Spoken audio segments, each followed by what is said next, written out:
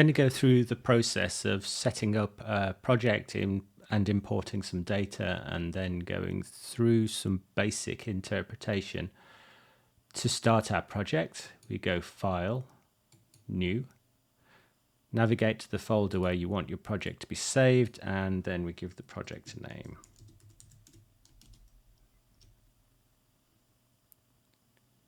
Once the project is set up, we can look at the project properties. If you have a menu system or a panel missing, the way to set those and get them back is to go to your Project Explorer, and you can switch individual panels on and off. So I'm going to bring my Properties panel back on. Once I have my Properties panel, you've probably got yours there already. We go to Project Properties, and in here I can change the EPSG code. So that's the code that defines the coordinate system of the project. Click the button here and it will bring up the coordinate definition dialog. I happen to know that the data I'm dealing with is the Ordnance Survey of Great Britain, British National Grid. Its EPSG code is 27700, but you can use other search terms in that dialog box as well. And that's the coordinate system set up for this project. We'll start by bringing in some LAS LiDAR data, or some elevation data, and I've got some here that are in the correct coordinate system. I just drag and drop those into the 3D view, and they'll import in. Now these LAS files don't have any color information in them, so we need to set up a color for the elevation. They've all appeared inside the point clouds folder. I select them all, right click, and we can go false color from elevation. Just leave this as 0, and then we should, after a moment or two, have a colored elevation model.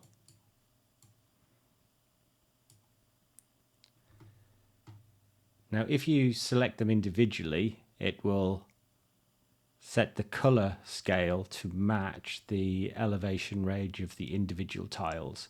If you select them all, like we just did, it will set the color range to match the total elevation of all of the tiles together. So if you've got multiple tiles like this, you want to do the color, false color elevation based on all of the tiles together. So that's our elevation data. The next stage is to bring in our outcrop model. And to do that, a similar process. I've got an OBJ file here. Just take the OBJ file and drag and drop that into the 3D view. And we let that import. This will take a moment or two.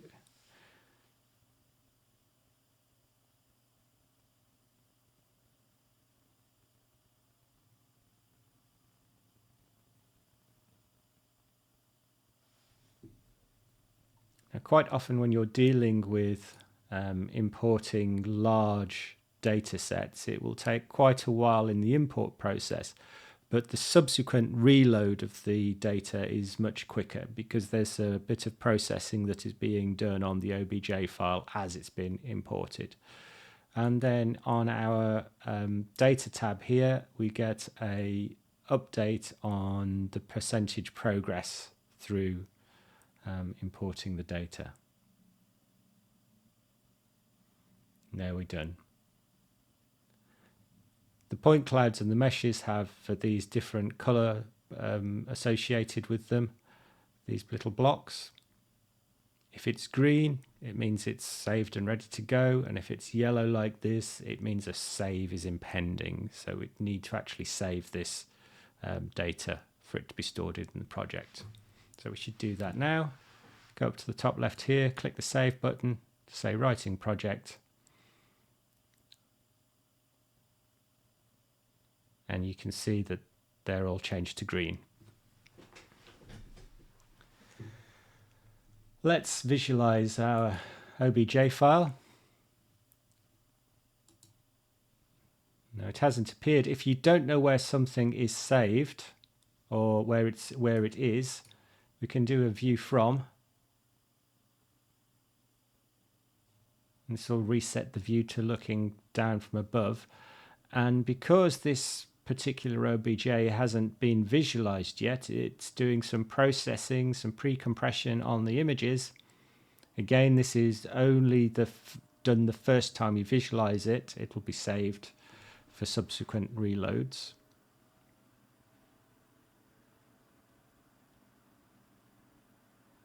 And it will redraw the view, and our elevation data is here, and we're zooming out to a very big area, and that's because this data set isn't georeferenced correctly. To go to the data set itself, we can right click on it and select Go To, and that will take us to our data. And we can see here that it's oriented incorrectly, so we need to georeference it, and we do that by importing some waypoints. So these are GPS points that have been taken during when the outcrop model was collected. These are ASCII text, and it's inside my Northeast England folder here. I can just bring these up in, let's do open with. Let's have a quick look at it in Notepad. And here the format is just XYZ separated by a comma. If you go to the documentation site, there's a section on there on the different formats that can be imported. So I'll just bring those in, and they will now appear under the waypoints group in the data tab, and there are imported waypoints. I can select one of those and do a go to, and there's our waypoint.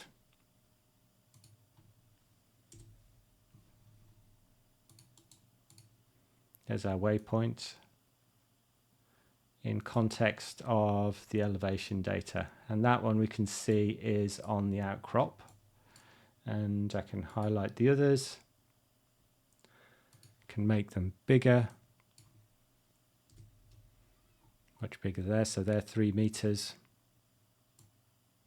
for the size of the objects, and now we can see the 3 points that we have saved for our waypoints. Right. Let us go back to our mesh. That's in our data tab. Back to Whitby, and we do go to. And we have to find where our waypoints are. So I happen to know that the first one is this point here. Now what we're going to do is make the mesh active, and we now get an extended menu with different options that are only applicable to this particular mesh. And we're going to start by adding in some control points. So I'll add that control point in, and I know that control point belongs to this waypoint. So I'm going to do copy position. If I open up the triangulated mesh now, there is a tie point screw within it, and that has the tie point we've just put in, and I can do a paste target position. And I'll do that for the other points on this model. So I know one of them is over this side, and it is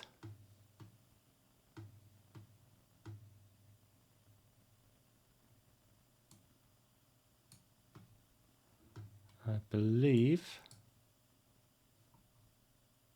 this bolt on the rock face here. So we'll put a waypoint there and do the same thing, copy position, paste as target position, and you see the target, the vector to the target position appear. And then finally we go to the outcrop model. The final control point is there. So that's target position 3. So again, we're going to go copy position and in here and paste target position. And we now have should see the 3 vectors going off towards where the elevation data is.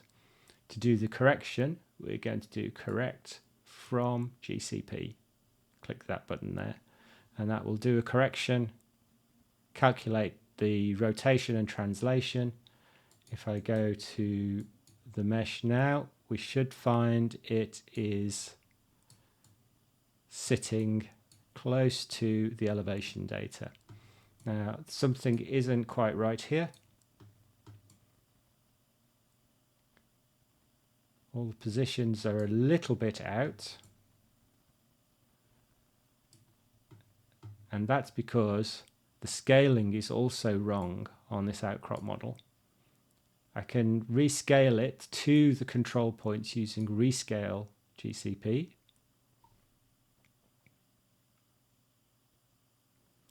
And that will look at the distances between the control points and the distances between the tie points and make sure that they match up. And then I redo the correct. And that is now moving our control points and waypoints into the same place. And that looks like we've got a good match between our outcrop model and the elevation data. The next stage is to integrate these 2 data sets together a bit more. And the way I'm going to do that is in operations here, I'm going to use this option that says extract free edge polylines. And that will create a polyline data set that matches the extent of the outcrop model. And we're going to use that along with a slightly different version of the same data set, so as just as points, to merge these 2 data sets together and have a nice sharp boundary between the 2. Extracting the polyline usually takes a minute or 2 because there's a lot of processing to be done to work out the polyline itself.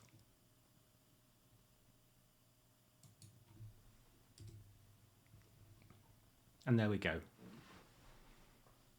In polylines now, it's extracted 2 free edge polylines here, and that's the polyline that goes round the outside of the outcrop model.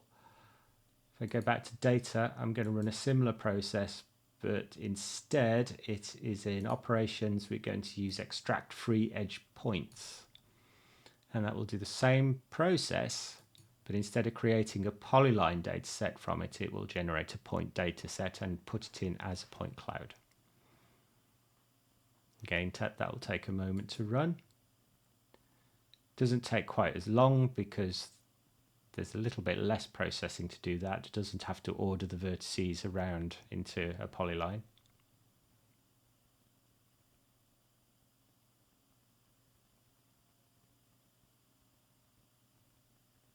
There we go.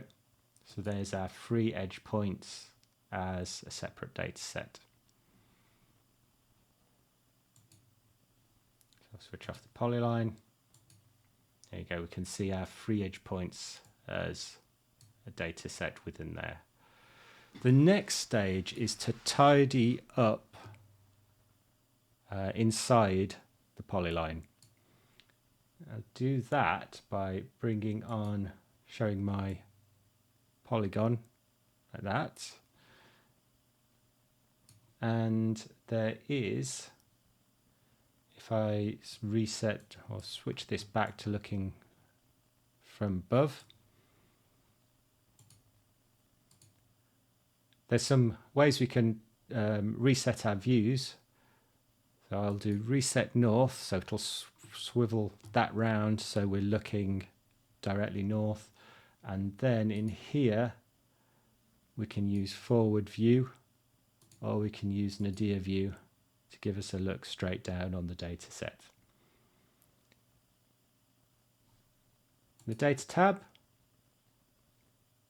I need to work out which of these point clouds is the right one that covers our elevation data set, or sorry, our outcrop model data set, and it's this one here. And within this one, operations, select inside visible polylines. And that will select the vertices that are inside this polygon. You see they've changed color. Now what I should really do first, I'm going to go in here and deselect all vertices.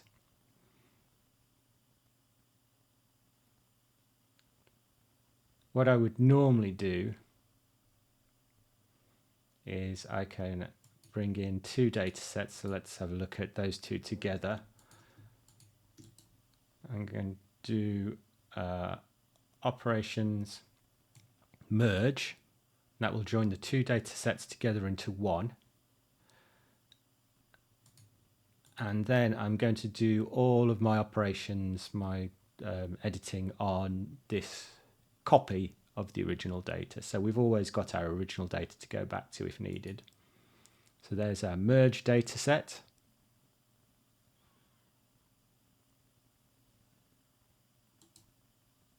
Operation, select inside visible polylines.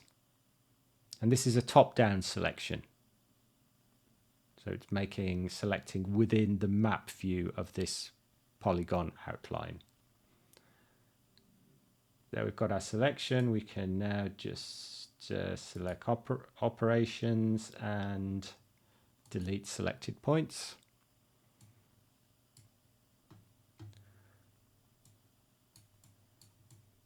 Quite often what I find when we're working with these sorts of data sets, it's a good idea to remove the elevation data a little bit away from the outcrop model itself, because you do get variations in the resolution of the data and the data spacing, and quite often when you're really close to the polyline, things don't match up quite as nicely, so gives it a little bit more leeway for the meshing to make a better job.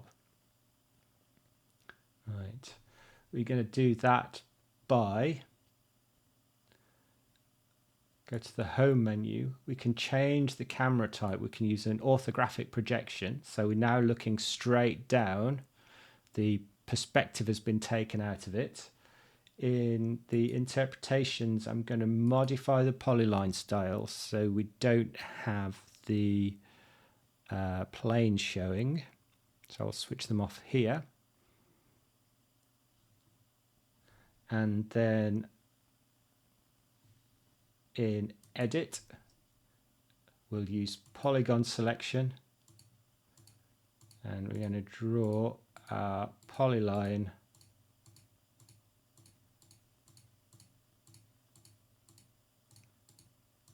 all the way around our outcrop model.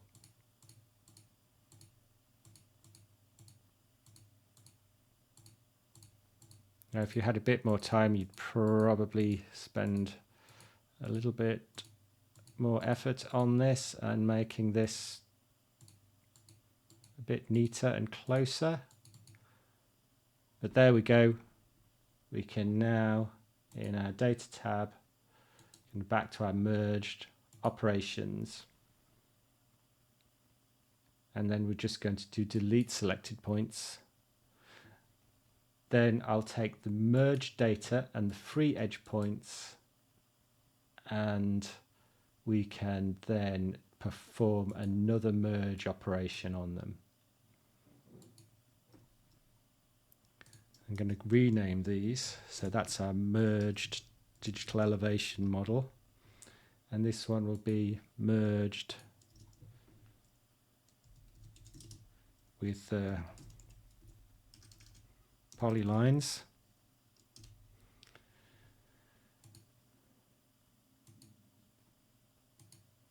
And now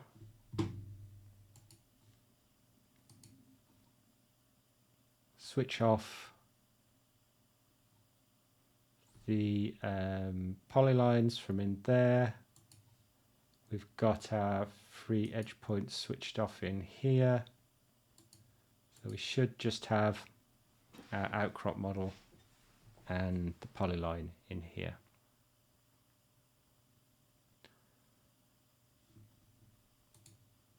I'm going to switch off my ortho camera, go back to perspective view. We can move around. And the next thing is to create a mesh from this data. We do that.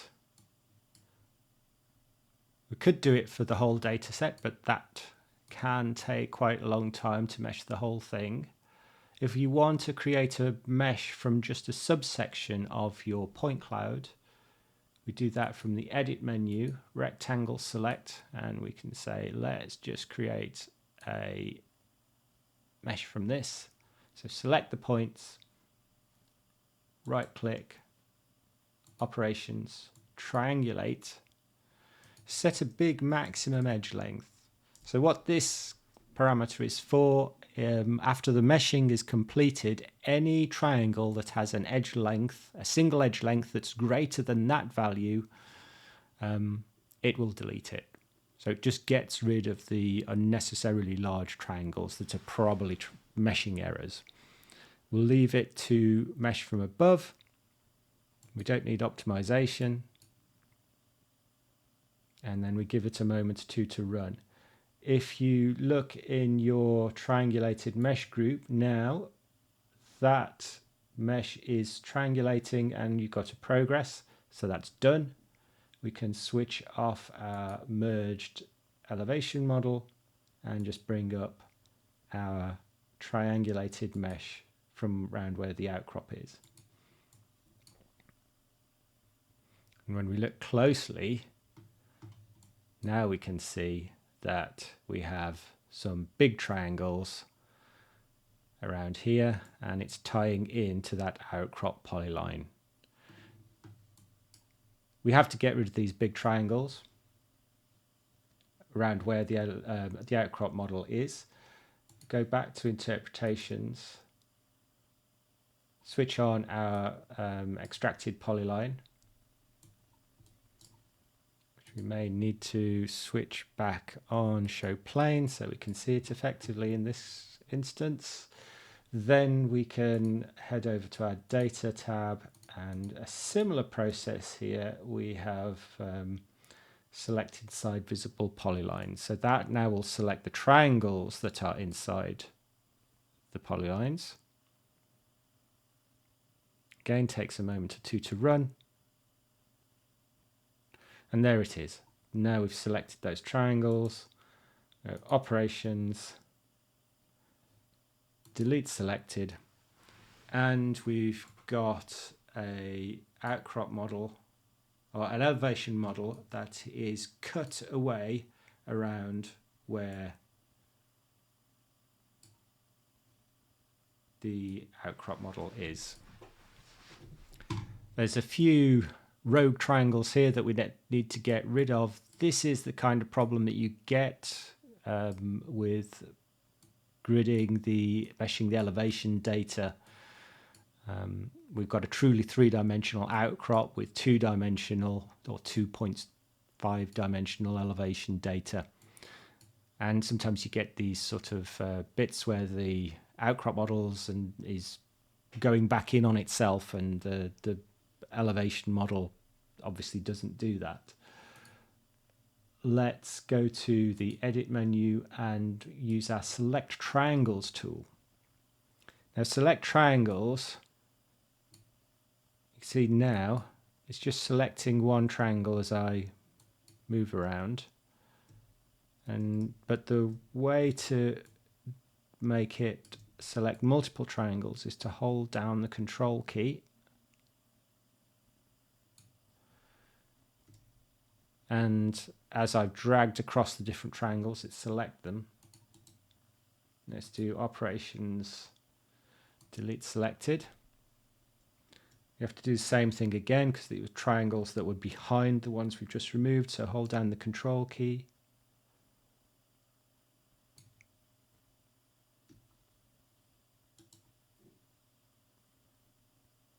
We can do our delete selected again.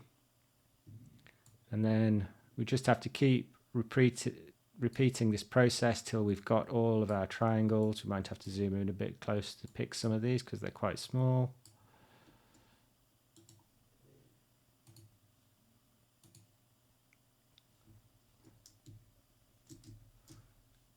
If you need to come out of this mode, go back to move mode, and then you're able to navigate around your model. Makes the selection a bit easier so we can change the direction we're looking. The other way we can do this is to use a polyline select. So we have to get this in such a way that we're not selecting bits of the model that we want. So I draw around these, double click. I should now be able to do delete selected, and we have a cleaned up data set. Got a bit of a hole here, it's not really worked very well. That's a case where you would go back to your original point cloud data and perhaps delete a few more of the original elevation model data points from around this area, which would make your meshing a little bit tidier. Let's head to interpretations, switch off that polyline, and now we can bring back our original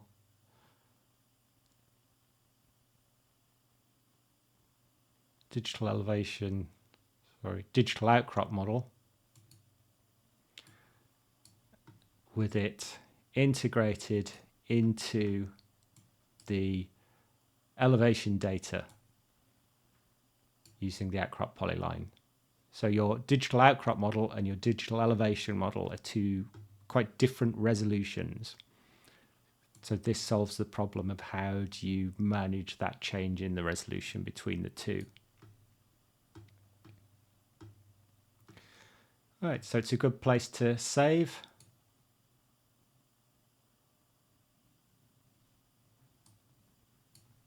And then the next stage, now we've got our data merged, is to go on and do some interpretation.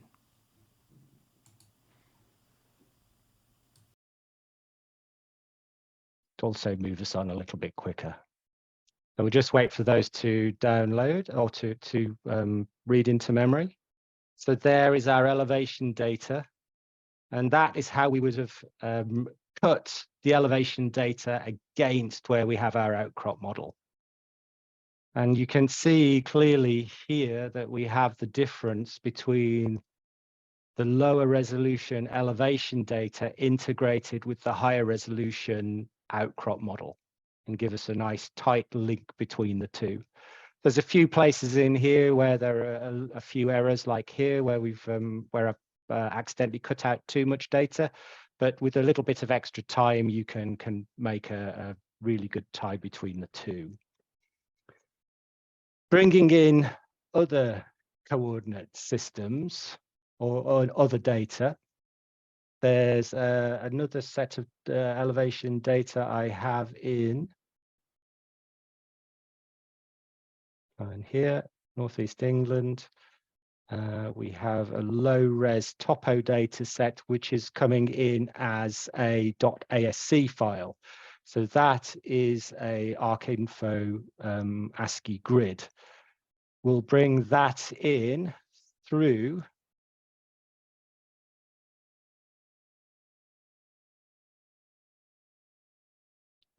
that comes in through the point clouds.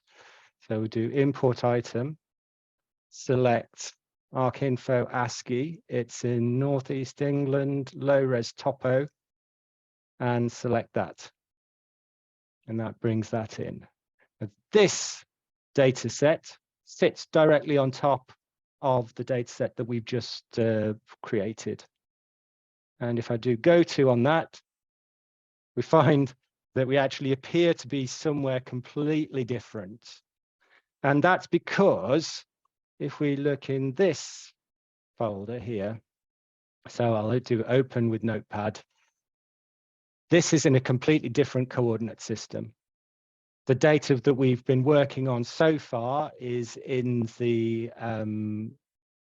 Ordnance Survey of Great Britain coordinate system, and this is in LAEA ETRS 98. So we need to do a conversion. We right-click on our point cloud data. We can do convert coordinates, use CRS, coordinate reference system to coordinate reference system. Set my source, which is going to be this LAEA. So I can just do LAEA in here and search for that. And we should find we have ETRS 89 LAEA Europe. That'll do. And then set target. And this is the 27700, the British National Grid. Transform, give it a moment or two, disappears from our view. I can now go back to our mesh. If you find your mesh, click right on it and click go to. And we now, as we zoom out, there is our lower resolution regional elevation data with its coordinates correctly matching the outcrop data that we're dealing with. So there you go, coordinate systems transforms. Let's have a look at another thing that you can do. Once you've got your coordinate system set,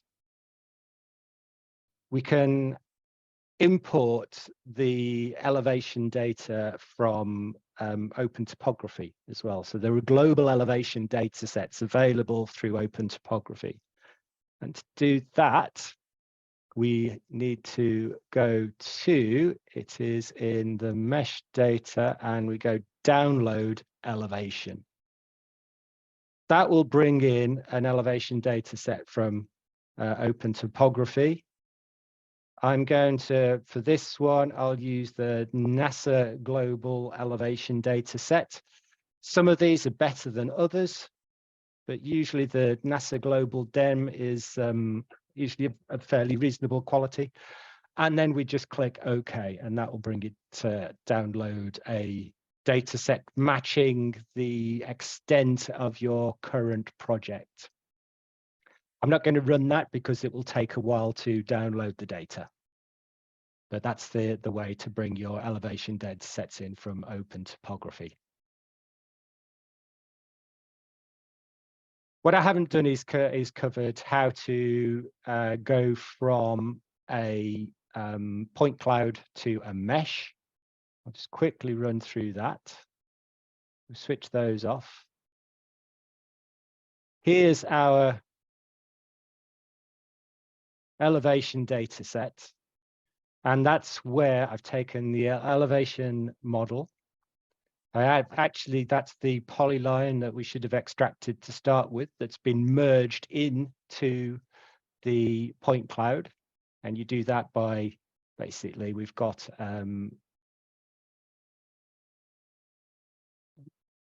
that is it. So there's the edge points. That's the edge points from the mesh. That's been merged with the elevation data set. And you simply do that by selecting the two, right-click, operations, merge, and it will join the two data sets together into one. It gives us this data set, which we then just need to say, right-click, operations, triangulate, and then we set that to triangulate. There's a thing in here which is maximum edge length. So when it's finished the triangulation, any triangle that has an edge greater than that value will be deleted. So most of the time, you need to set that to a high value. And then we don't need to do optimization because these meshes will already be optimized when they're generated. And then we click OK. And you see that then appears in your meshes group. And we get a progress as well, tells us how far through the meshing operation it is. And it won't take very long for that to run. While that's running, you can still carry on doing interpretations. It's running as a background process.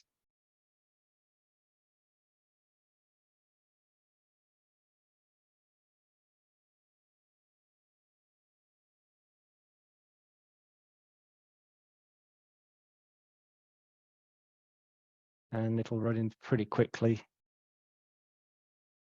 Triangulation is an intensive process, so it takes quite a lot of time to run on big data sets. So this one, unfortunately, isn't too big, and we're nearly there.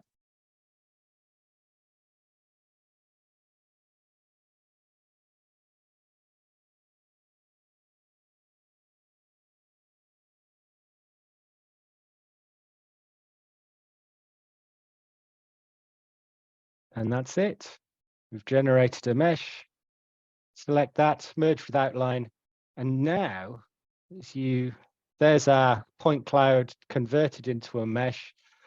And you see here where we have these cut out the elevation data set where would fit in our point cloud of our mesh data.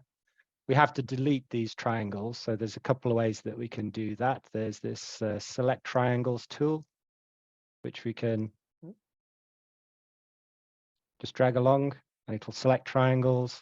And then you go to your mesh and we do operations and it is delete selected on the mesh.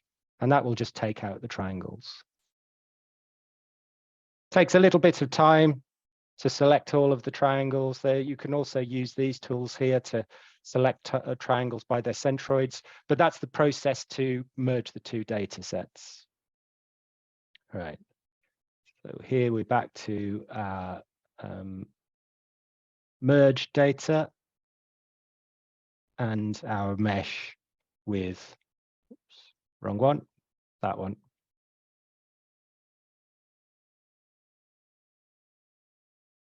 There we are, our photogrammetric data.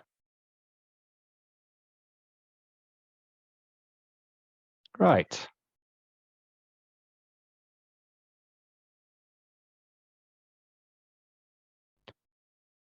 Let's do some, run through some interpretation steps. And the first thing that we need to do with something like this is we would enter in a scale. So we need to know how big this thing is. There's the virtual scale object here, and that simply is a scale bar that we can drop in, put those in different positions. Go to properties on that. They will appear in our data tab. Yeah, they're gone. Scale bars down the bottom here. The scale bars are quite adaptable. So by default, they're in meters. We can change the height. We can change the width. If you want to, you can give them different colors.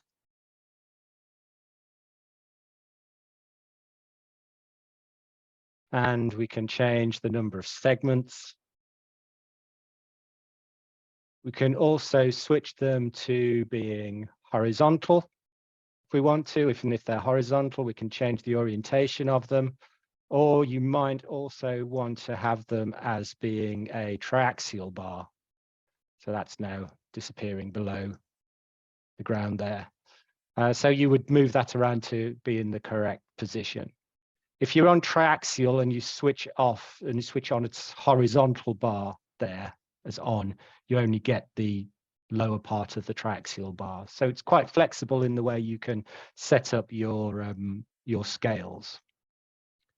It's a good idea that if you're doing presentations or putting together images of outcrop models like this, you need to remember that these are perspective views. So having a sort of simple scale bar in one place isn't usually enough. You would put several scale bars around different parts of the model. And if you use scale bars of different sizes, you can use different colors to indicate scale bars of different sizes, or that's the way that I usually do it. So there's your scale bars.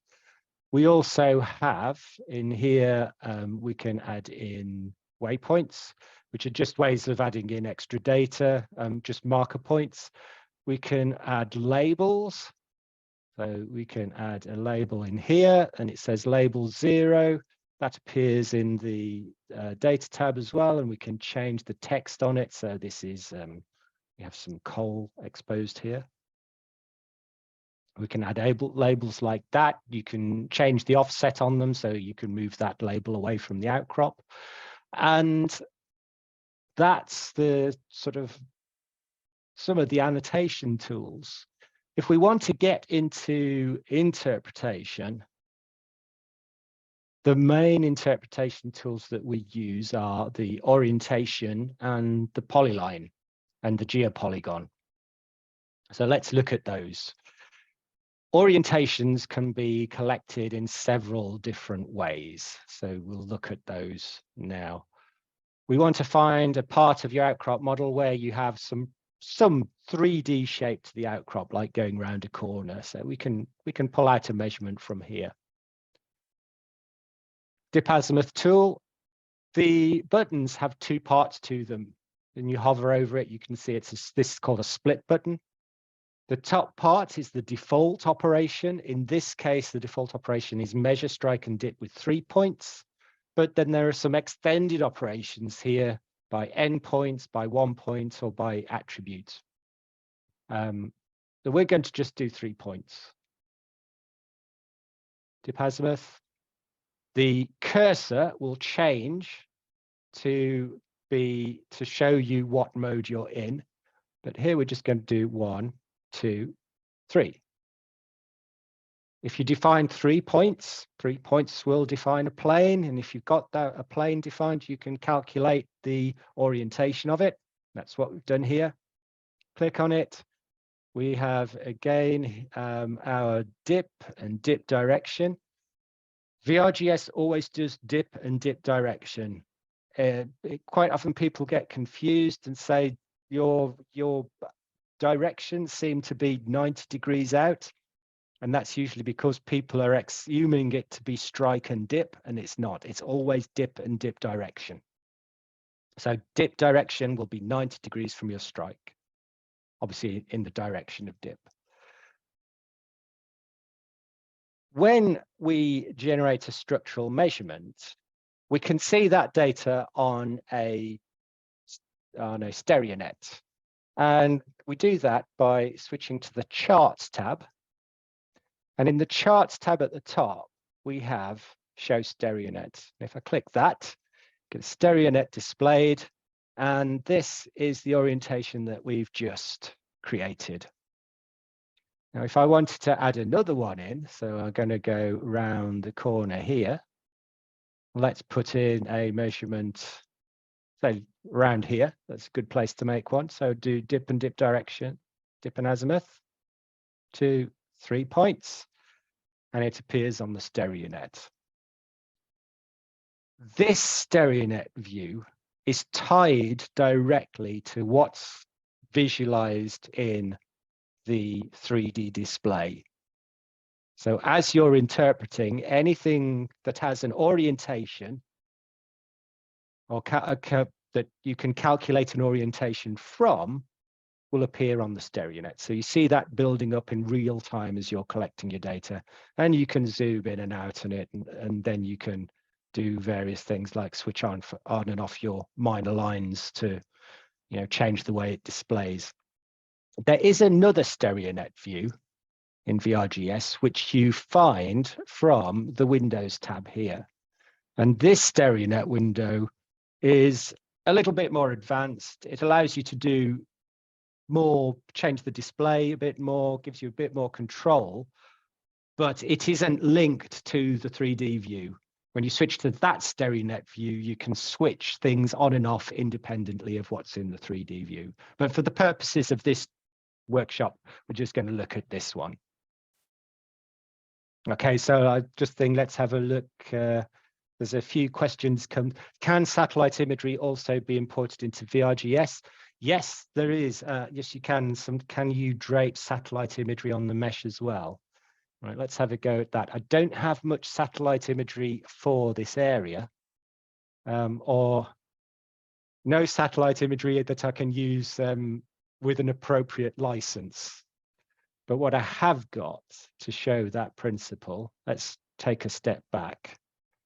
Satellite images here, I'm going to go import, and I should have in here, it is this one, data, and these are geotiffs,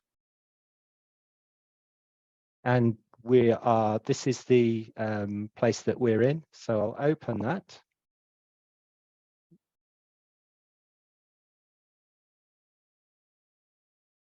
It'll take a moment or two to process, and there we've brought in, this is a fairly low resolution Ordnance Survey image from the kind of thing you would get in a road atlas. But there it is brought in, and we can attach that to one of the meshes. So let's see if we can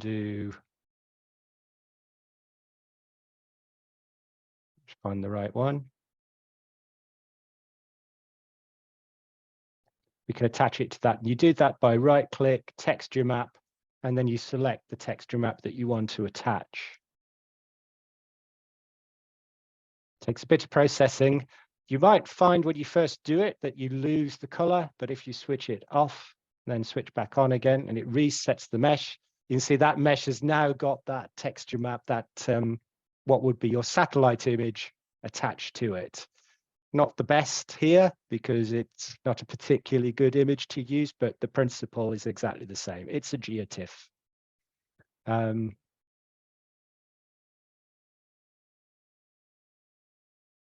Let's see. Oh, can we change the appearance of the circle measurement? Let's see. Certainly there was an option. So if we wanted to change that, we can go into interpretations, orientation group, properties, and we can change the display style from disk to square. So you can show your orientations as a square. Yeah.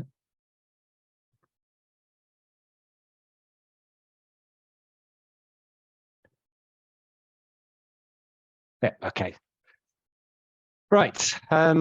Let's see, where did we get to? So we started, yeah, all right.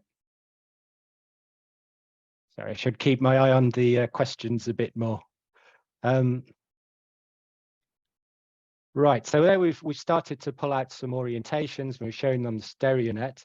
The next thing to do is we're going to interpret a polyline.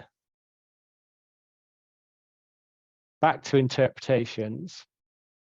and we select digitize polyline. Again, make sure that your cursor changes to the correct icon, and then we can start clicking our points. If you get, so I've got going to get to here, and we've got to a point, we've got to the end of the screen. What do we do now? Hold down the Shift key. It pauses digitizing. Your mouse movements now work in the same way as they did before. So while we've got the Shift key held down, Shift key held down, we can move our model around without continuing digitizing, and then release the Shift key, and I can go back to the way of the time digitizing. There's another mode.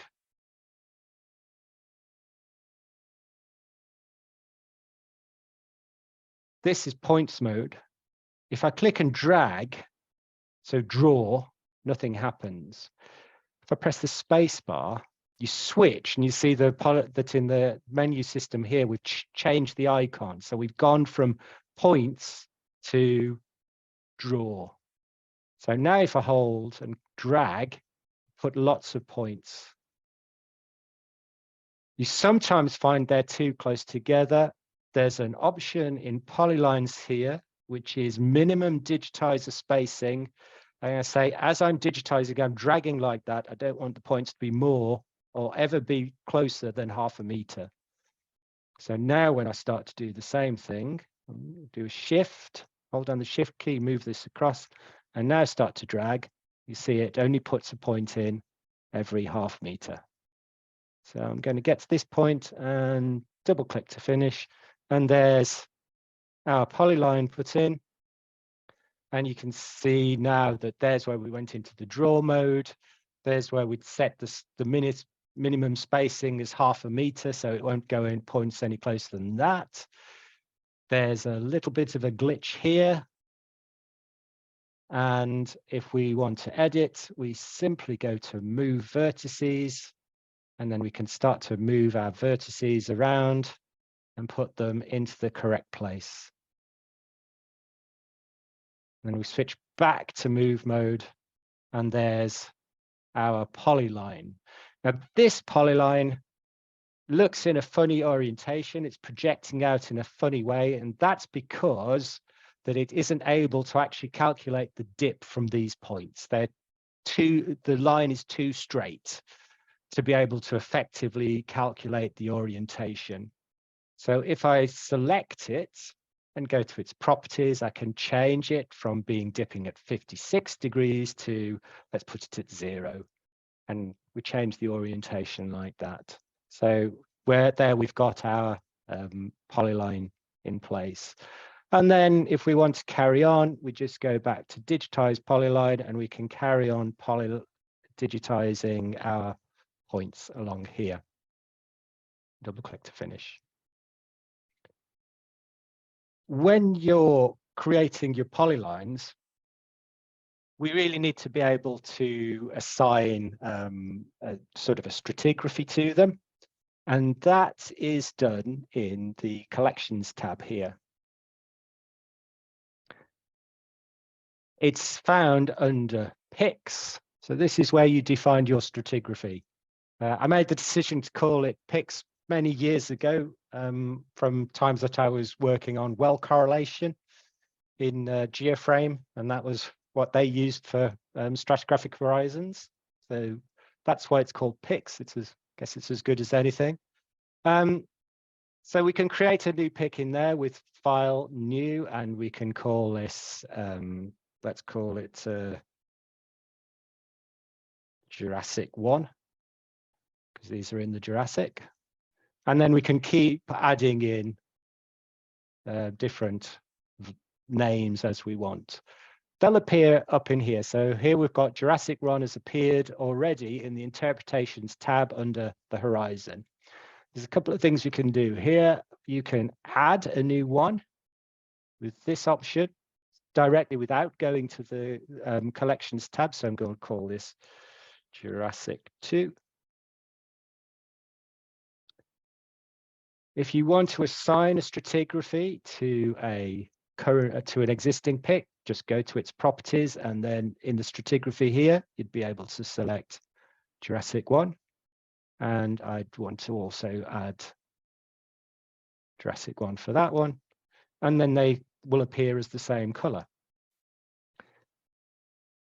I can set the active horizon in here. So it's set to Jurassic 2. As I start interpreting, so let's go back to digitize polyline.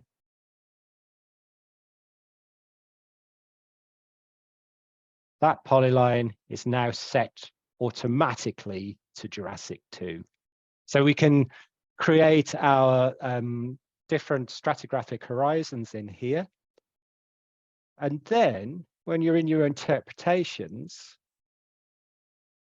we can just check that those are our 2 Jurassic 1. Click them, group, and we can put them into a polyline group and keep everything nicely organized within our interpretations tree. So you can do as many of these groups and subgroups as you want. Enables you to do hierarchical classifications of your data. Let's see what's next on the list. So we're doing, okay, setting picks and colors. We've done editing. The other thing that I was going to quickly mention is when we're working with the structural data is the other modes. So if we head over here, there's some nice, we can just see some fairly reasonable fractures in here. We can interpret them like we did before, default mode with 3 points. So let's say that's 1, 1, 2, 3. It picks up our fracture like that. Or we can then use a different option here, which is endpoints. So instead of doing 3 points, you click multiple points and then double click to finish. Using the endpoints is good when you've got quite large fracture surfaces or fault surfaces or bedding planes exposed, and you want to create a delimiting polygon for them. And you can then use that later on to do some statistics on widths and heights of the data and do some, extra measurements on it. So we've got 2 measurements in there. I'm just going to add in another. Obviously, you would spend a bit more time working on these. Let's bring up our charts, go back to our StereoNet, and then we can say, let's put one in on that surface. And start to build up our StereoNet and our understanding of our fracture network quite effectively.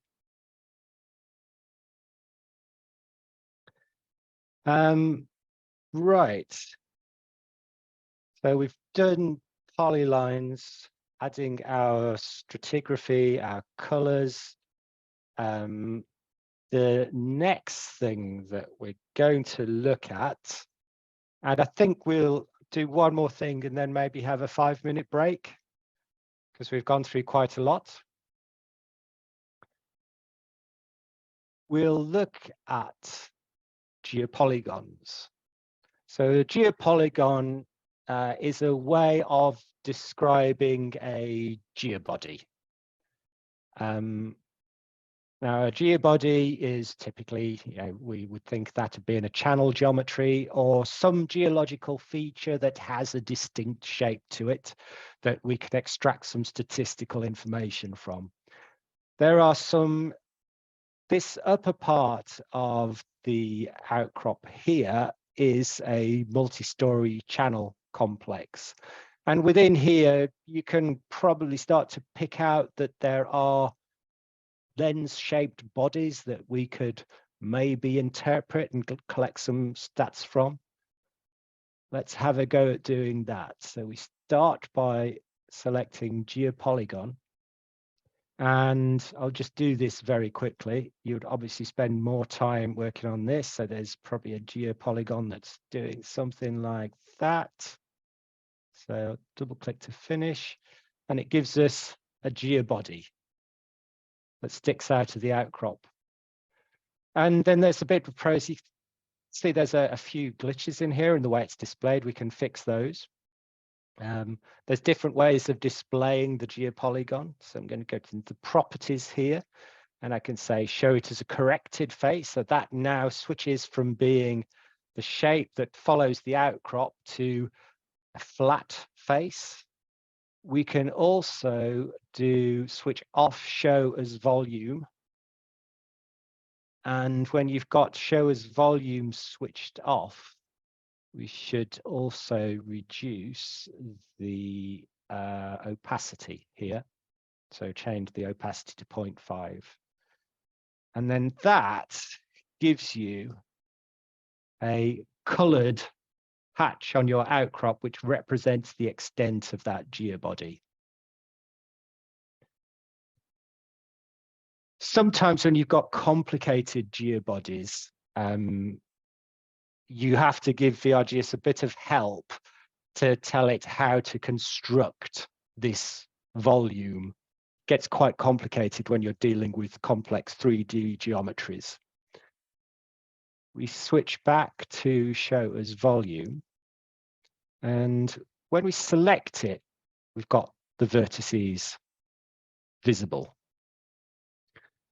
And we hold down, if I hold down the shift key, oops, select the vertices, and we should be able to do, there we go, move it around and still see the vertices.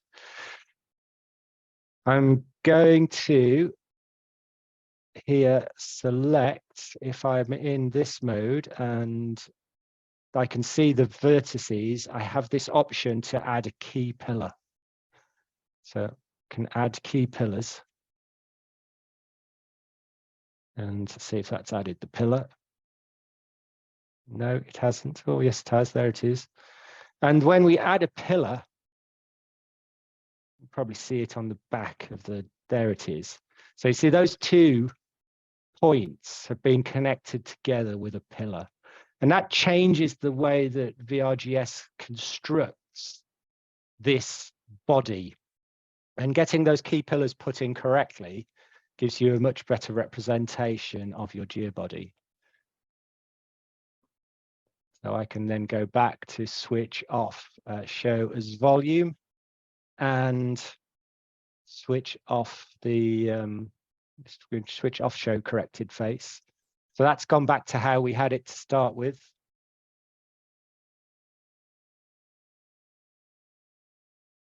And remember when we first saw the geobody, there was some gaps here because it wasn't able to construct the body correctly going around this corner. But now we've added the key pillar in, it's given us a bit more control on the geometry of the geobody and then allowed us to create this geobody volume more effectively.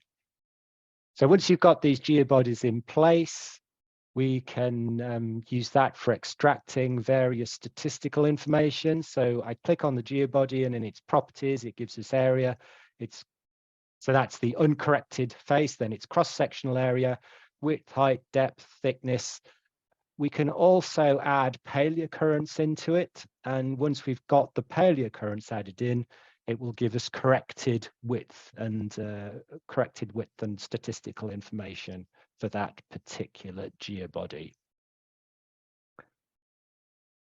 Okay, so we've been running for an hour.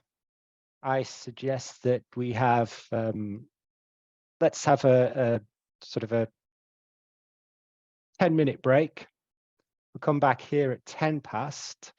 And what I'll do then is if you've got any questions in the meantime, drop them into the messages. I know there's a couple in here that I haven't answered yet, and we'll go back and look at those. Otherwise, I will just move on to have a look at some of the other features, maybe creating attributes and dealing with those. All right, so let's 10-minute break and we'll carry on again.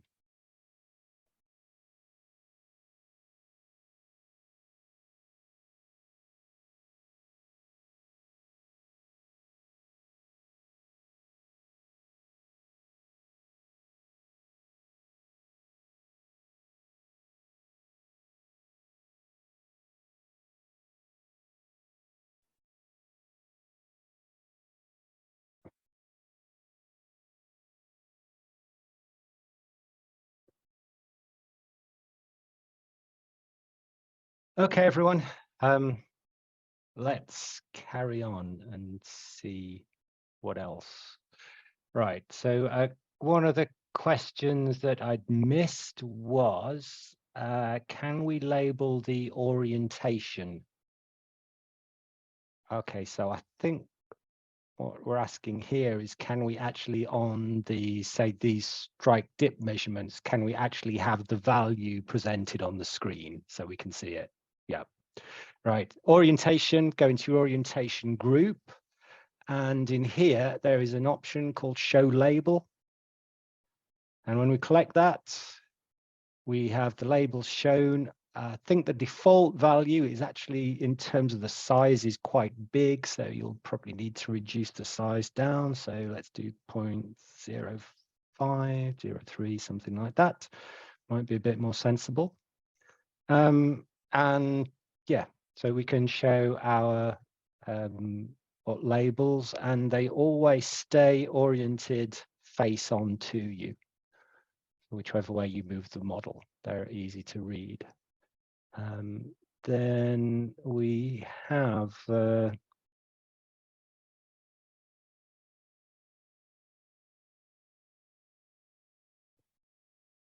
do lock the, can we lock the label size? Right, let me think about that one.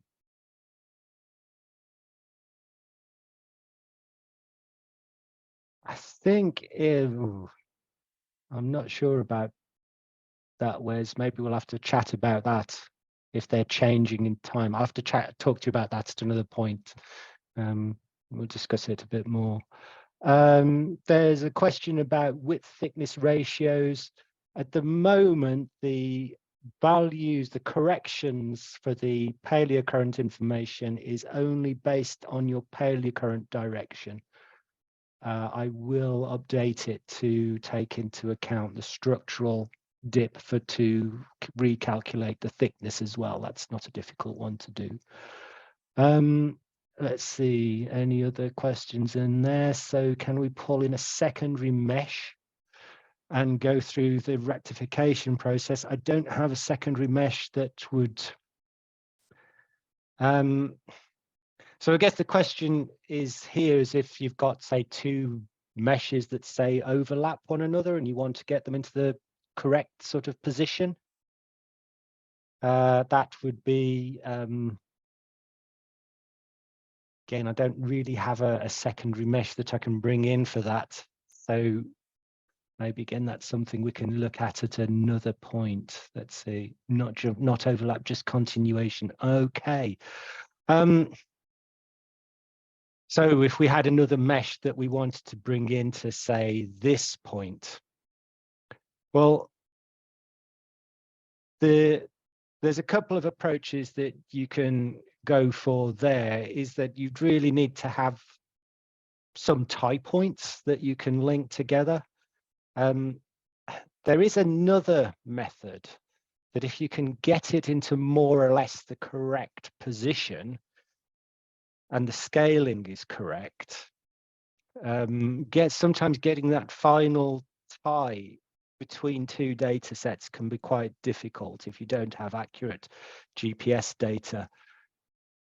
There is an option in here when you can bring in a second mesh and you would use make active on your mesh. And up in this part, we have a set of tools that are for doing iterative closest point, which will merge two meshes together and minimize the error between the two.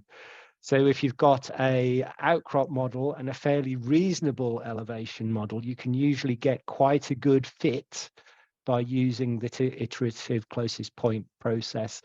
There's quite a lot involved in doing that. So it's quite a long time, probably a bit more than we can deal with in this particular workshop. But VRGS does have an iterative closest point error reduction algorithm, which will enable you to match data sets together better. So again, that's another thing that maybe we should follow upon in more detail at a later stage. Right. So I think that's covered most of the questions so far. What I'll now go on to look at, of course, feel free to drop in any other questions if you want. We can have a look at using attributes. When you generate a mesh like this, we're looking at the RGB color values, which is a photorealistic mesh. It's what we're used to working with, but there's a lot more information in here that we can work with. And let me just switch off the large scale data set and switch off that satellite data. So we're just looking at the mesh itself. We're going to use this thing in here called attributes. We're going to use a tensor analysis. Now the tensor analysis goes through your data set one vertex at a time. And here, as you can see, I've got set a sphere radius. So for every point in vertex in the mesh, it finds all the vertices that lie within that sphere radius and then does an analysis on them. So it will calculate the a best fit plane, the orientation, how flat that plane is, how curved it is, how vertical it is, and generate a whole range of different attributes. There's the basic attributes here, which is the one we use most. So I'll select dip direction. We can have coplanarity, collinearity. And let's also, from the advanced attributes, we can do, let's have change of curvature. Most of this, when you're dealing with a mesh,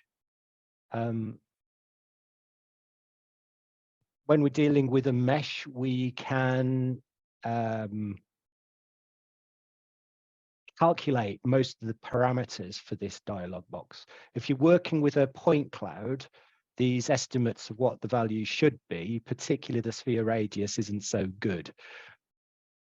A good guideline would be twice your data spacing. So if your points are on average 2 centimeters apart, your sphere radius would be 4 centimeters. That's a good approximation. I'll just click OK and let that run. The mesh will disappear. Sometimes when you're doing these processes, the mesh gets switched off because it's actually doing trying to do other things to it. It's running the process here. See the processes of these next to the meshes and the point clouds tell you different memory. So it's saved on, it's on the drive, it's in the project, but it's loaded and something has happened to it. So it's changed. So a save is needed on that one. Changed. So that's telling us here that we've got a couple of things that when we save, the 70% would turn green. We're still processing, we're up to 70%, and we'll give it a moment or two.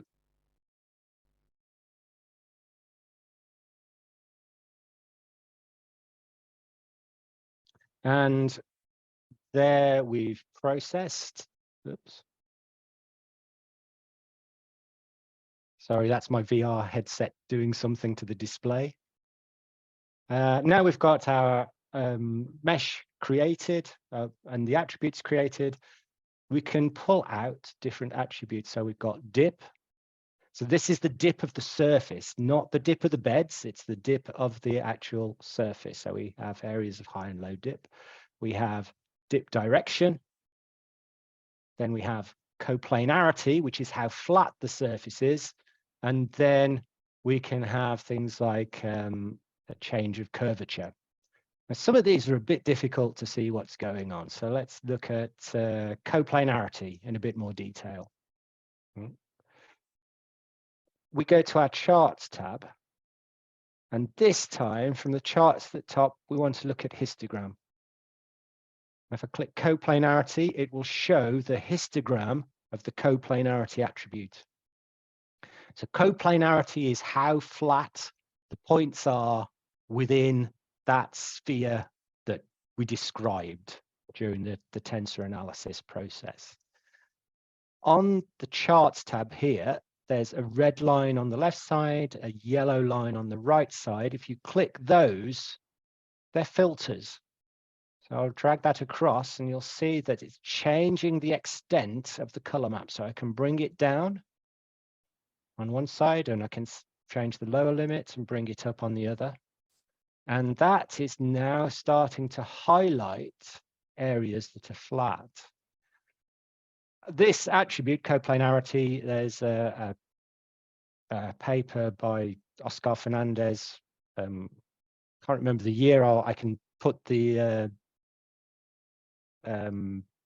reference to it in an email later on.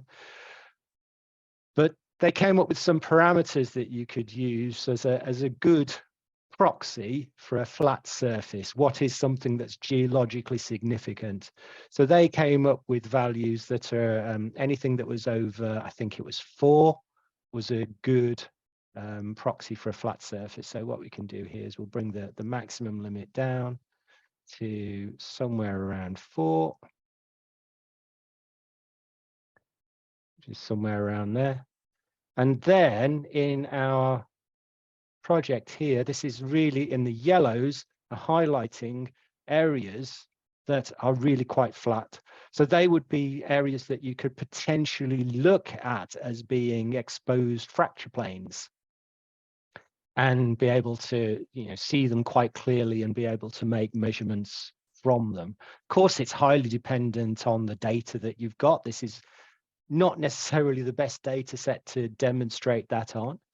But the other thing that it's picking up quite nicely, as you see here, picking up definitely picking up the corners and the discontinuities quite nicely. The similar one for that is to look at change of curvature, and we can do the same thing. We can change the scale or the filter to change the way the color map is displayed. In the properties, we can change the different colors. So we can go use the standard color maps. Now, these color maps are designed so that no particular color stands out more than the other. So there is this thing when you use the rainbow color map that some parts of the rainbow color map stand out more than others, so tend to bias your interpretation of the data because you see certain parts of the color spectrum more than others. These are uniform color maps that are supposedly get around that problem. If you want to generate your own color map, you can do that in collections down here. And there's again a couple of ways that you can do that. One quite useful one is we can import our color maps.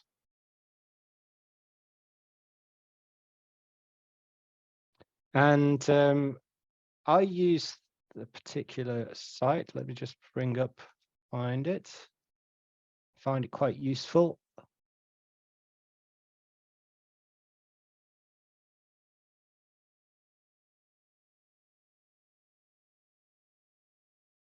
If I can find it, where's it gone?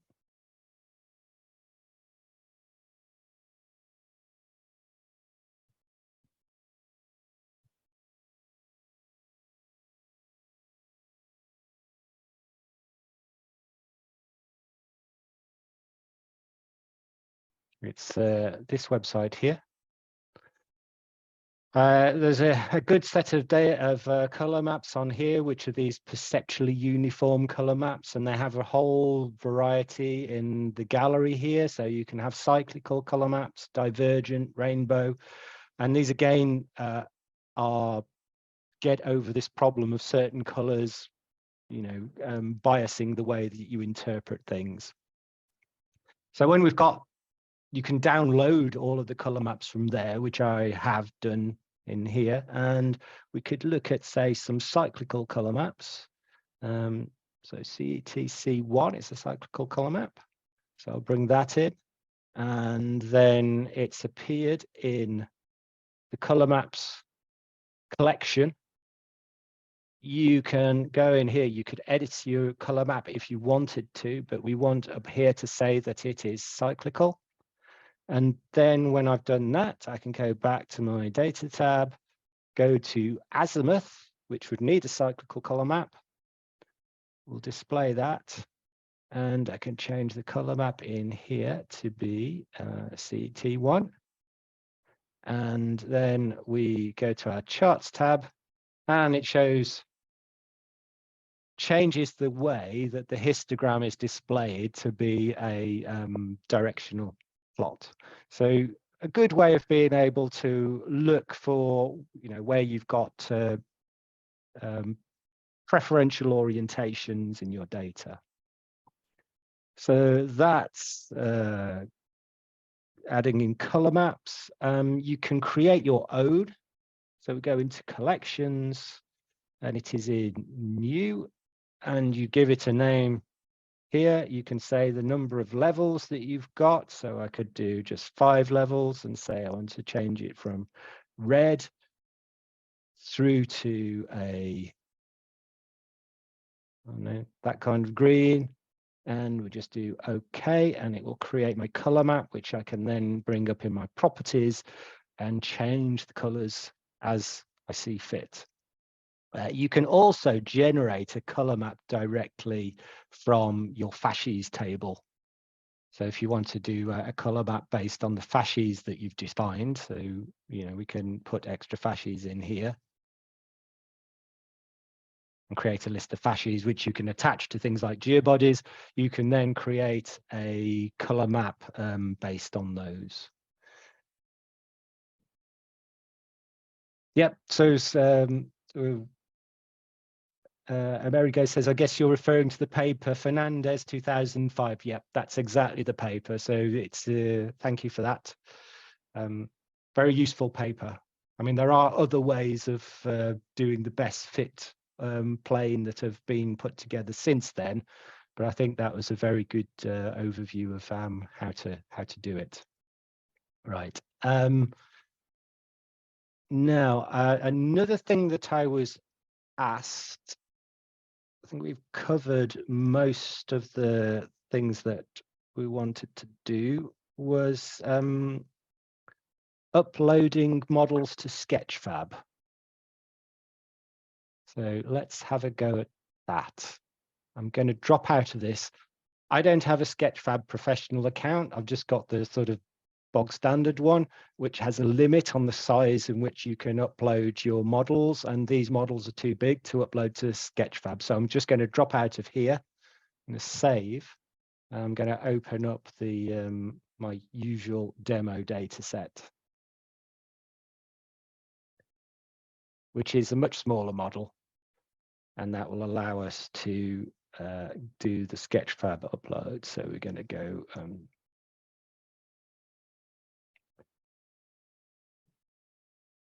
here we go. And those of you who are familiar with VRGS will be very familiar with this model. This is Carboniferous from North Wales.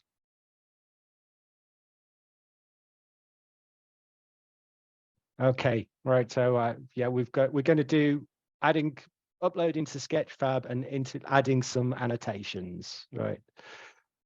At the moment, there's a limited number of interpretations and annotations that can be uploaded to Sketchfab. I am going to increase the number of the objects that can be integrated.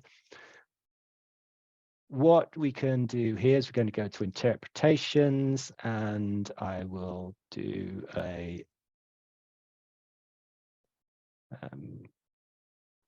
we're going to add a couple of scale bars.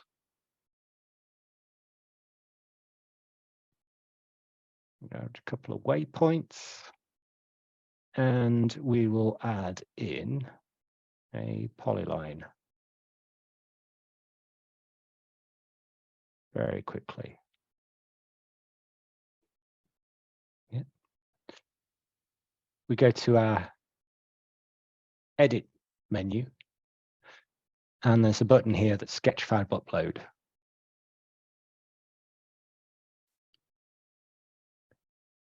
So I'm not sure whether, question, and can we do orientations as well? I'm not sure whether I've added orientation. I don't think I have yet, but I will. But let's go with what we've got here. Right, so the first thing you do, Sketchfab upload, log in. At this point, you'll probably get, this appears in the web tab. Right. This normally will, if you haven't logged into Sketchfab through VRGS before, it will be ask for your user ID and password, and then it will say, VRGS requires the following permissions, list and update your models, update, and so, and just click accept. And then we get the usual Sketchfab thing. You can look at your models. So there they are. And what we do, Sketchfab, and just click upload scene. Say upload into Sketchfab. If you look down in your messages tab down here, it says connected to Sketchfab, logging in, VRGeoscience. We've just got to wait a minute while it uploads. And then it's telling us down here that it's doing the processing. And we wait a minute or two for that. So I can just click my models tab in here. It's not appeared yet. We have to wait for this processing to finish.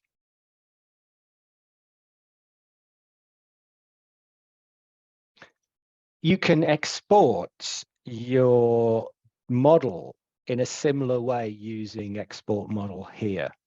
And that will allow you to save the same scene to another format, such as best ones to use are the GLB version 2, which is the binary version of a GLTF. So it said now, Sketchfab is processing a model uploaded, blah, blah, blah, succeeded. Let's just have a look there. I'll click that again. It says we're up at 6 models. It should be this one that's just loaded in. Or maybe it isn't.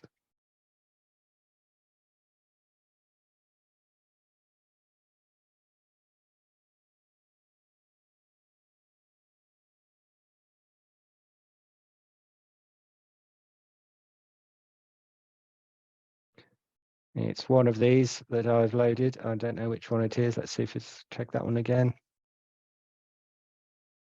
No, I don't think it's that one. It's one of these, but there's one that I loaded in yesterday. It gives you a view of a model with your scale bars, your interpretations, and if you put your waypoints in it, the waypoints will go in as well. Because it's Sketchfab, you're limited. You can't switch these things on and off. It's a single, this is just a single mesh now. Everything's integrated into the same single object, so you can't switch them on and off individually, but you can put in your interpretations and your scale bars. So it's simply going from the Sketchfab upload button there.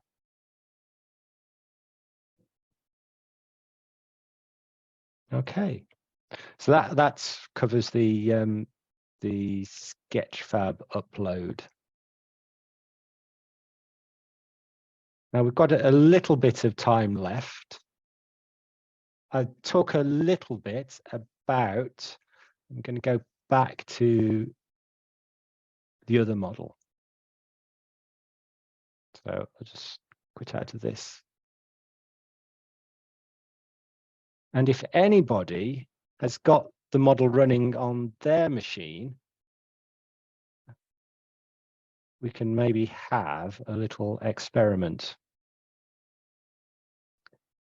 What is coming in, well, it's actually already in the software and is in active development, is the multi-user component. So this is being able to have your model set up as being as an environment where we can have multiple people present in the model. This works on both desktop and VR. And the way that is working is on your home ribbon bar. You should have a thing which is multi-user and join trip. Now, not everybody's license has this activated, but if you can get to join trip, you should be able to connect.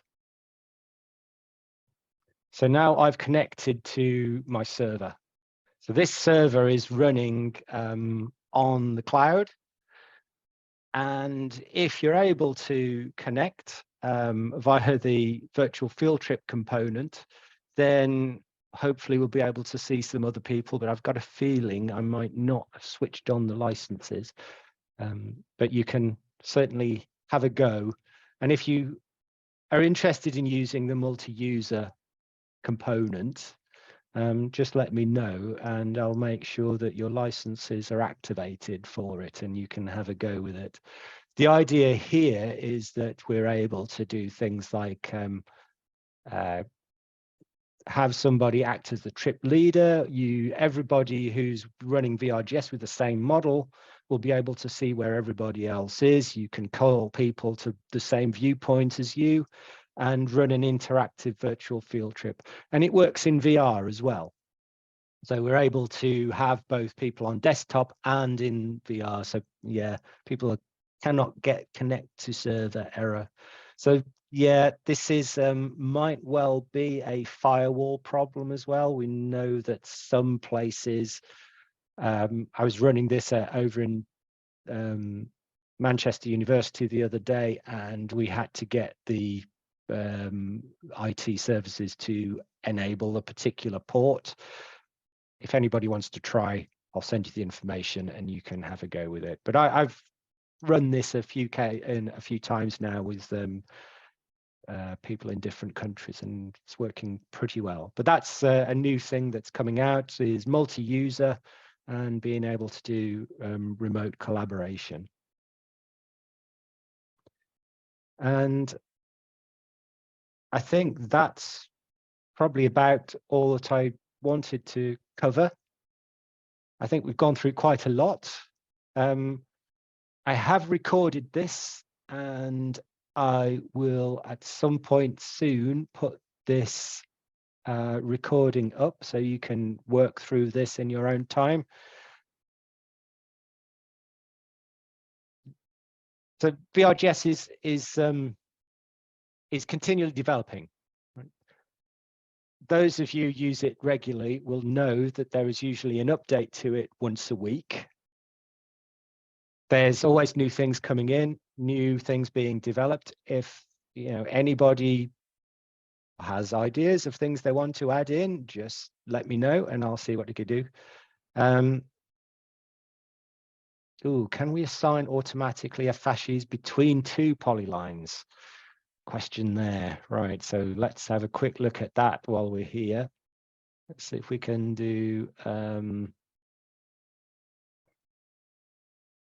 so if we've got two polylines interpreted,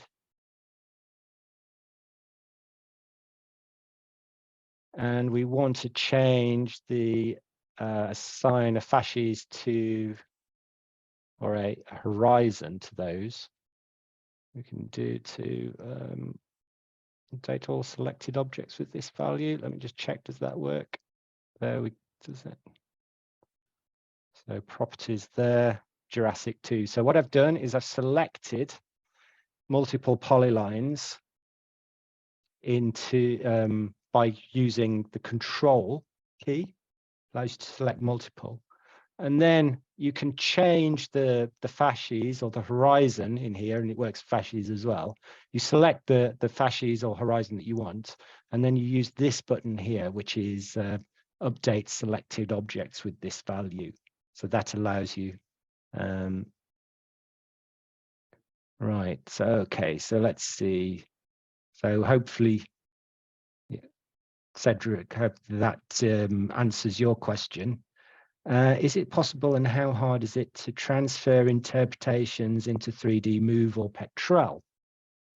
Petrel's very easy. Now, there's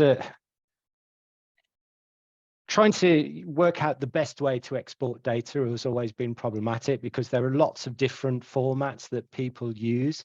I noticed that John has asked as well earlier on, can VRGS models be uploaded into ArcGIS or QGIS? The interpretations can be uploaded. For ArcGIS, you can put them into a geodatabase and export them that way, but there's also a variety of other formats. To get them into Petrel, let's go to interpretations. And I think my preferred route is to use the spreadsheet view. And you do that by right-clicking on the polyline group, and you can go to spreadsheet, and that brings up a spreadsheet of the polyline information. When you click on the header of the spreadsheet, you get these extended properties that you can switch on and off. The easiest way to get a polyline into Petrel is as a format called IRAP Classic ASCII. IRAP Classic Lines or IRAP Classic Points. It's a very simple text format. You can emulate that in here. So we switch on a separator, which gives us 999 as a separator between different polylines. We switch on all vertices, and it will show then all the vertices for each polyline. With that switched off, it only shows the centroid. And then we can switch off the other information, switch off names, group name, path. We can switch off orientation, error, and polyline statistics. And then that leaves you with a format that is basically the same as IRAP Classic Lines. And you can copy and paste that into Excel, edit it a bit more if you want. There's the thing in here where we can save it as a CSV file, and you can get it into Petrel that way. You can also get your point clouds and your mesh data into Petrel. So you can take the point clouds and meshes in as points, and you can export those as, if I remember rightly, it is in export. And it is there's a Petrel points with attributes export option for your point clouds and for the meshes. So it'll export the vertices. And what's quite useful with that is there are some other editing tools that we have in here. I'll just quickly show. So we'll go make active.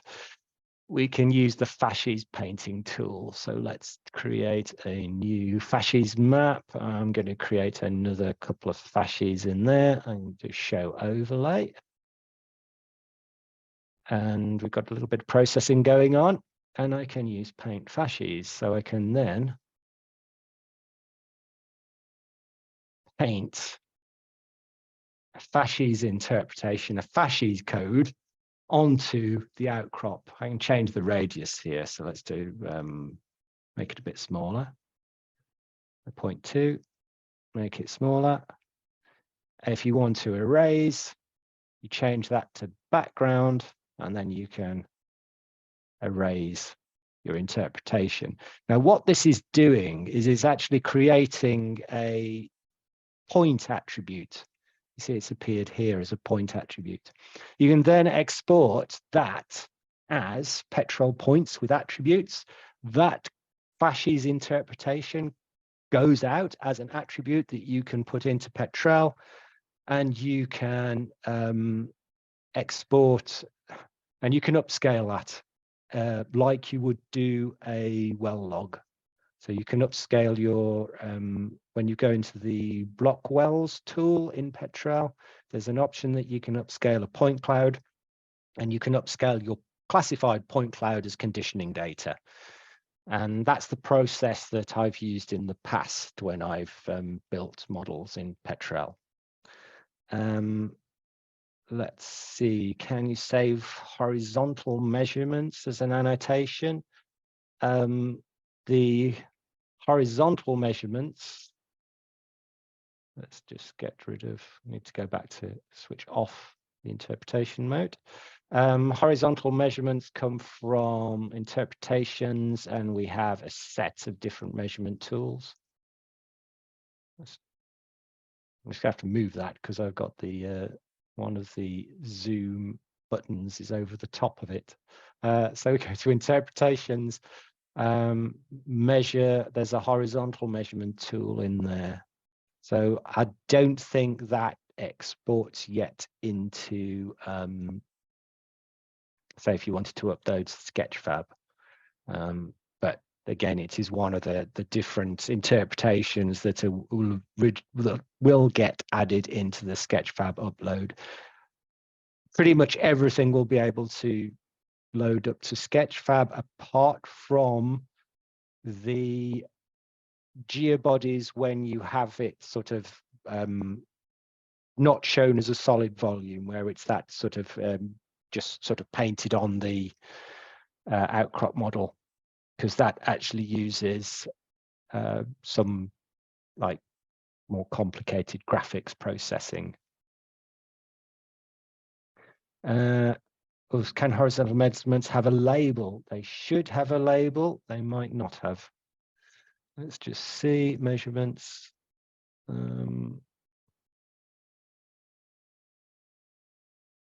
Yeah, so your horizontal measurement will appear like that. So we can put labels onto them. Probably not the most best way of displaying them. So maybe that needs a little bit of thought.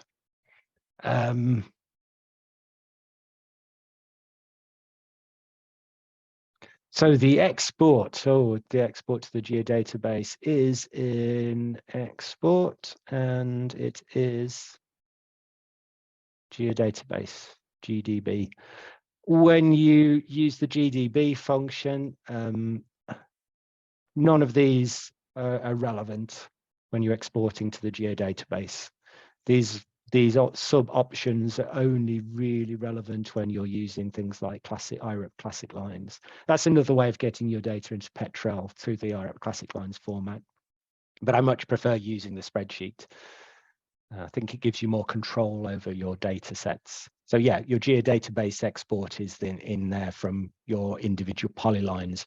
That also, I think that also is found in the GeoObjects, the orientation data as well. So you can export from that way. Let's see. Diagonal measurements, can they have annotation labels? They should do. Let's have a quick look. Again, it's hiding underneath the zoom. So let's do like your 3D measurements. See if there's labels. No, the 3D measurement doesn't have a label at the moment. I will add that. You can use as well for your measurement, there is the tape measure tool, which does give you detailed measurements. So we have the vector of the orientation of the line that you've just drawn, your difference in X, Y, and Z, and the distance in meters. But this doesn't create an object. It is just a way of quickly interrogating your model. If you want to get your 3D measurement, you can click on it and you can get the properties there, but I will add a label for it as well.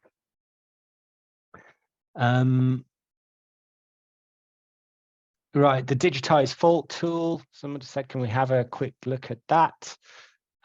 We can do. I don't have anything that's a fault on this model, so we'll just have to, well, let's change model. Quickly change model.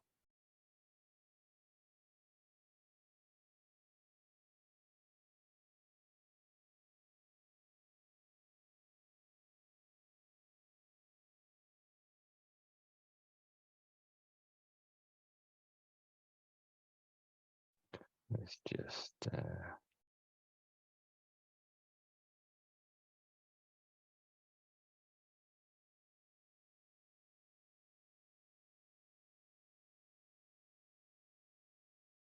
let's see, where do we want to go?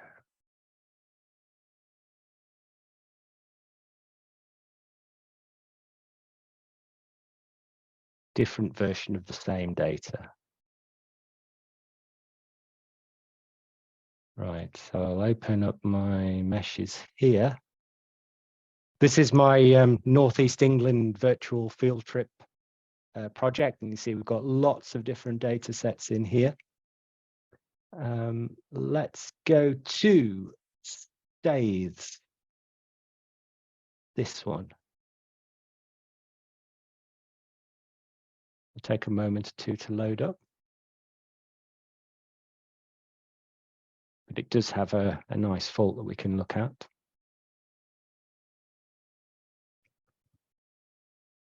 Now, the fault tool and the polyline tool are essentially the same. They only just really label things differently. In a future version of the software, everything will be faults and other surfaces will all be done just as polylines. And you will then be able to label them separately. Right, so we can drop in here, and there's a quite nice fault surface in here. So the fault tool just comes in here. So we digitize fault, new fault, and we can add in a set of points, and it uses exactly the same technique as we do with polylines to calculate the orientation. In properties here, we have the dip and the dip direction. All of the same features that we have in polylines are available in here, so we can move. We can do things like split it and extend, but really all that it does is it just gives us pretty much the same kind of interpretation as a polyline and just puts it in a separate group. So it doesn't really, as you can see, it's pretty much the same as a polyline. That's why it's going to become the same feature, the same kind of object. It will appear in the polylines tab, and you'll just be able to assign it to a separate, like we've done group and ungroup, and then you could assign it to a separate folder. So that's pretty much all there is to the fault tool.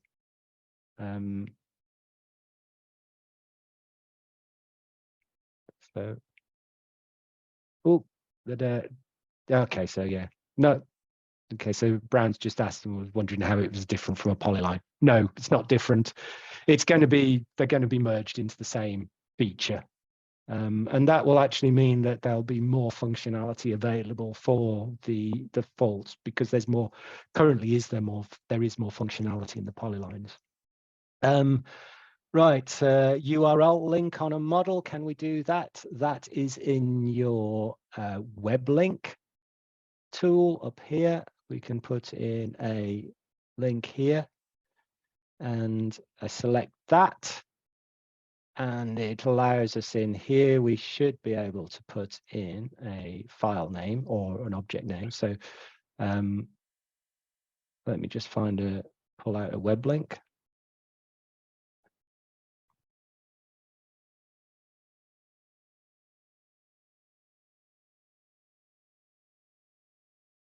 Okay, so what that has done, this does it fire when I double click. Right. I just put in as my web link that link to the cyclical color maps. If I also do the same thing again, so let's do web link, add a point in, select it. There's nothing in there, so I could do a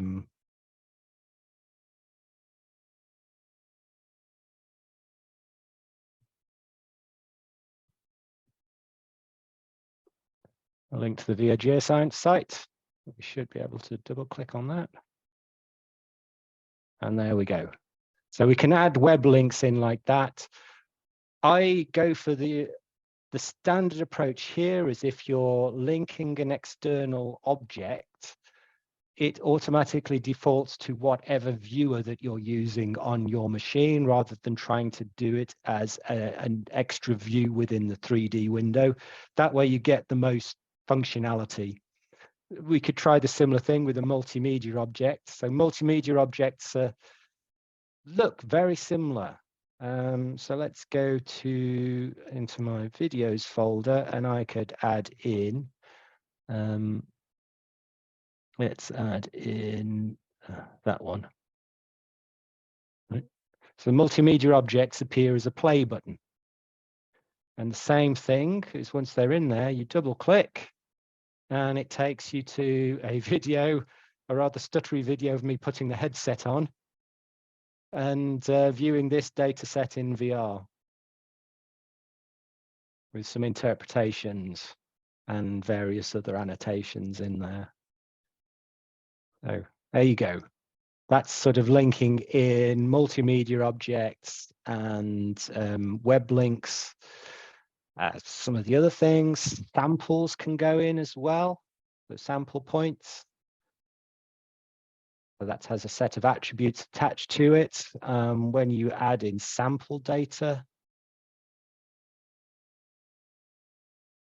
sorry, samples are there. Some of the objects have attributes that you can attach to them. So we have porosity and permeability in here. We can add an attribute. It could be, say, a Boolean. I'll just leave it as standard, which is just then appears in your samples now as a switch on off. You can add, floating points, Booleans, integers, text as individual attributes. That's available on quite a lot of the different objects now, gradually being propagated out into others.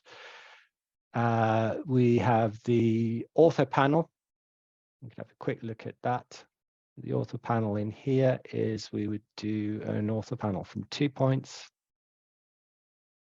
And that's created an orthographic projection, projecting that that part of the outcrop orthographically onto that. I can double click and it should let me select it, but it's not selecting at the moment.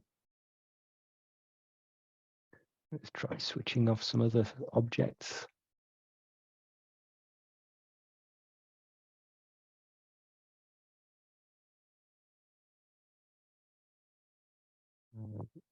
Sometimes this one is a little bit temperamental. But the idea is that once you've got your author panel selected, there it is. We can use various features in there, so we can move it around. We can change its position. and allows you to sort of take the 3D, the perspective out of your model and create a very sort of 2D representation of your outcrop.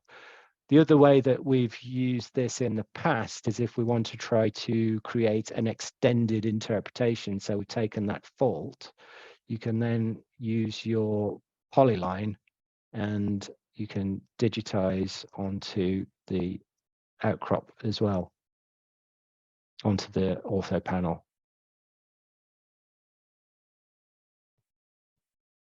That's something we can,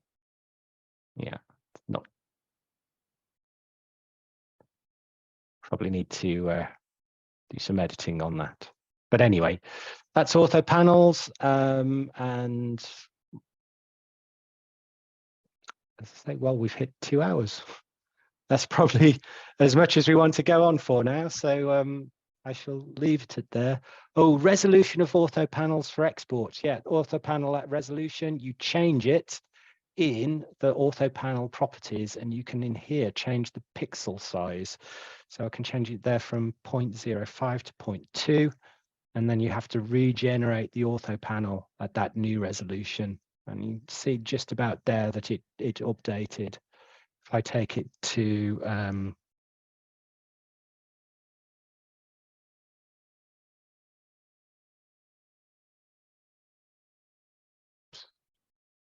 you change it in the options there. Anyway, that's